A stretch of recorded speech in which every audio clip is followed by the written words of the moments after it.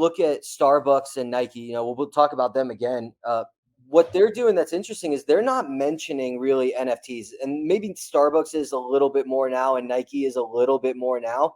But when we're talking about the language, a lot of people like to call it Web 2.5.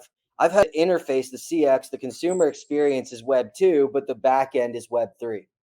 And so you have things like custodial wallets, you have things like fiat payments, which is using credit card or just USD or whatever your currency is. And it's going to be interesting to see how that plays out. And the question that's up for grabs right now that I don't think anyone has fully figured out is what is that voice? What is that language?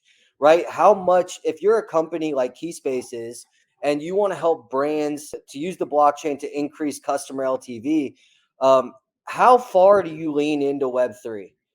Do you go the Nike and Starbucks route and build these massive Web3 NFT marketplaces, but not mention any of that in your early collateral? Or do you fully lean in and say, we're using NFTs to accomplish X? So I think that's something that's interesting. And I think all the companies are trying to refine their messaging to ultimately get that right. I also think that what really excites me about NFT technology is it's more than just a picture, and it's more than just utility. What the way we look at it is the future of brand loyalty. This is brand loyalty 3.0. When we're looking at brand loyalty 1.0, I liken that to like a hole punch card for ice cream. Brand loyalty 2.0 is like your Starbucks card or your Dunkin' Donuts card or even Sky Miles. 3.0 is going to be more badge based but tokenized on the blockchain. Right now, I don't own my Starbucks points.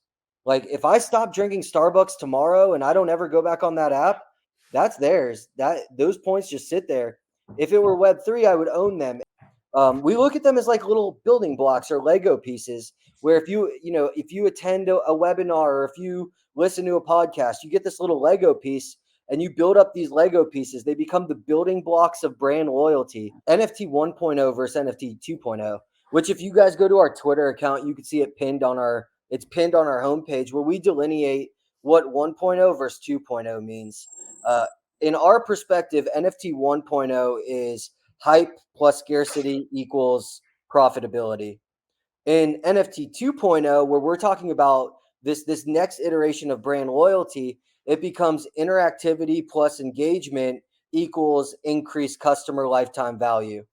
And so it's more of a marketing play than it is I don't know how people were looking at them, but I would say it's safe to say that they were looking at them as ways to make money. But now it's how can I interact and engage more with a brand and feel like I have a stake in that brand?